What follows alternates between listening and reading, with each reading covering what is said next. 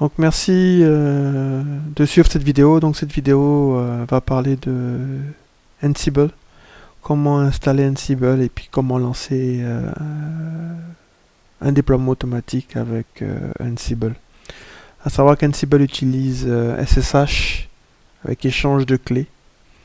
Et Ansible est basé sur Python, donc il est important d'avoir une bonne version de Python, installée, s'assurer que le Ansible pointe sur la bonne version de Python et s'assurer que le module utilisé, pipe, utilise la bonne version de Python.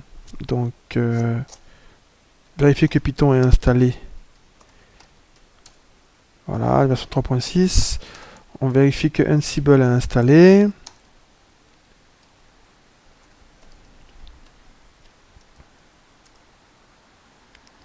Voilà. Pour forcer l'utilitaire pipe à utiliser la version de Python qu'on veut, c'est simple, il suffit juste de changer l'entête ici pour pointer sur la version qui nous intéresse.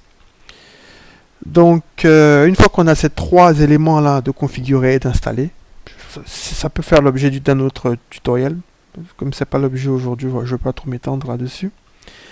Ensuite, au niveau de Ansible, donc il y a un fichier important, c'est le config file. Donc ce config file, c'est un fichier qu'il faut définir dans cette variable là. Config Ansible underscore config. Non. C'est plus echo. Désolé. Voilà.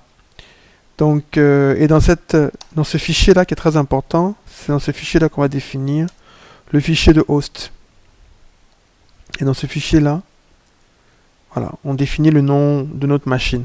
En l'occurrence ici c'est la machine locale. On a juste mis le nom, le DNS name de Amazon.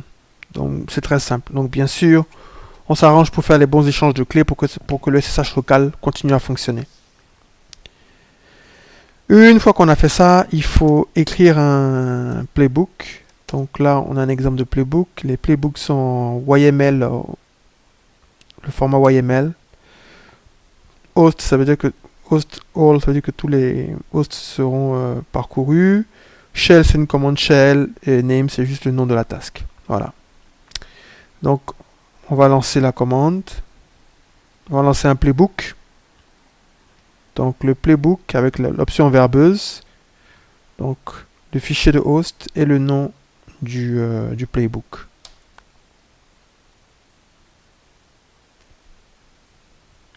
Voilà, et comme on a mis l'option verbeuse, ici on a le standard output, ça nous donne le nom du user, ECT user.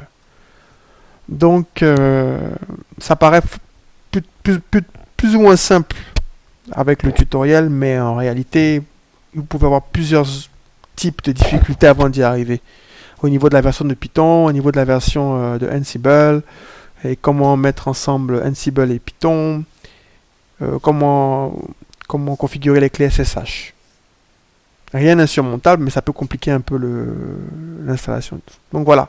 Donc avec ça, vous avez un bon début pour commencer à travailler sur Ansible, et à partir de là vous pouvez aller sur le site de Ansible pour savoir quel module vous pouvez utiliser. Voilà.